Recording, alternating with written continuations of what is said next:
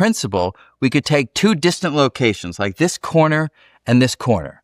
But imagine that we could manipulate this surface, fold it together to bring the two corners next to each other and build a little tunnel between them. Then we could go from one end to the other by going through that shortcut. That's a very far out idea. But there's no evidence of There's no evidence at all. Now, let me just say again, much as we discussed earlier, this idea is not just some wild late night musing of a physicist. It comes out of the math of Einstein's general relativity, that these wormholes could exist. In fact, Einstein himself in 1935 wrote a paper with a colleague, Nathan Rosen, where they introduced this idea that we now call wormholes. We're no further along in knowing whether wormholes are real than Einstein was back then. We've analyzed them. We've developed the mathematics.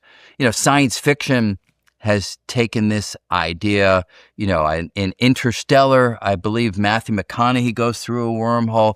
Jodie Foster went through one in Contact. They're a ubiquitous feature of science fiction trying to allow for the kinds of travel across the galaxy that otherwise would be impossible. But whether this is actually real, nobody knows.